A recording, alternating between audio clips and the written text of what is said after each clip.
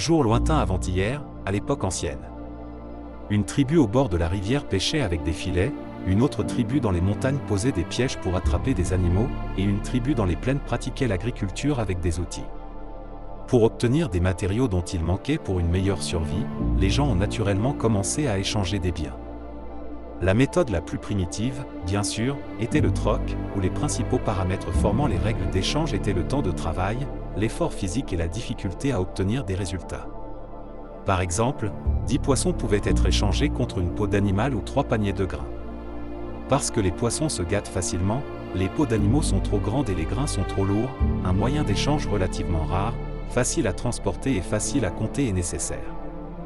Les historiens ont longtemps cru que cela a donné naissance à l'utilisation de la monnaie pour un échange équitable. L'archéologie a en effet prouvé que les humains utilisaient des coquillages et d'autres articles comme moyen d'échange, ou monnaie, très tôt. En fait, dès sa création, la monnaie s'est discrètement différenciée en deux types, la monnaie marchandise, également appelée monnaie marchandise, et la monnaie de crédit, qui peut également être appelée monnaie de dette. Les historiens et les manuels scolaires mettent souvent l'accent sur la monnaie marchandise tout en ignorant sélectivement un concept très important, à savoir que la monnaie marchandise et la monnaie de crédit sont apparues presque simultanément, mais avec des natures totalement différentes. En d'autres termes, dès le premier jour, la monnaie n'a pas nécessairement été un moyen d'échange équitable. Les divers mots de la monnaie moderne proviennent du piège de crédit génétique dans la séquence génétique de la monnaie de crédit. Revenons une fois de plus à la scène ancienne. Dans les scénarios réels de négoce de marchandises, il s'agit davantage d'un échange physique non simultané. Les coquillages légers ou le sel, qui peuvent être échangés immédiatement ou à tout moment et qui ont une valeur d'utilité intrinsèque, peuvent vraiment être considérés comme de la monnaie marchandise, tandis que le rachat différé des articles physiques est une monnaie de crédit ou monnaie de dette. Dans le scénario d'échange physique non simultané, la monnaie a en réalité évolué de la monnaie marchandise vers une forme de billet à ordre. La formule de l'échange n'est pas telle que les manuels la décrivent, article physique, monnaie marchandise, article physique, mais plutôt article physique, jeton, article physique. Les poissons peuvent être capturés tous les jours, mais la chasse aux animaux dépend de la chance, et les récoltes de riz n'ont lieu qu'une ou deux fois par an. Par conséquent, la monnaie servant de moyen d'échange entre les trois, comme les coquillages, existe généralement non pas en raison de la commodité et de la facilité de comptage, mais plutôt comme un jeton d'échange non simultané de biens. Comme il s'agit d'un jeton, la clé réside dans le crédit. Cependant, le gène de crédit dans la monnaie contient souvent un piège significatif. Les anciens étaient encore humains, et face à la tentation des intérêts, ils abandonnaient souvent le crédit.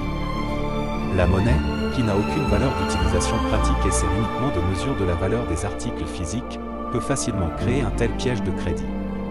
Si la chasse échoue et que les peaux d'animaux ne peuvent pas être livrées, les chasseurs peuvent simplement disparaître, tandis que ceux qui échouent à récolter le riz en raison des catastrophes naturelles ne sont laissés qu'avec une poignée de coquillages, qui ne peuvent pas les réchauffer ni remplir leur estomac.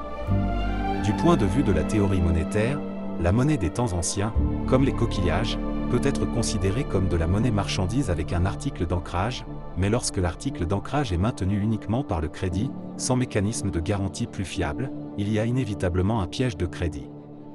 Avançons rapidement jusqu'à aujourd'hui, et le scénario ci-dessus est trop familier. Sous le prétexte du grand système financier moderne, les pièges de crédit dans la monnaie abondent. Que ce soit les billets en main ou la série de chiffres représentant la richesse dans les comptes bancaires, ils sont tous entièrement des monnaies de crédit.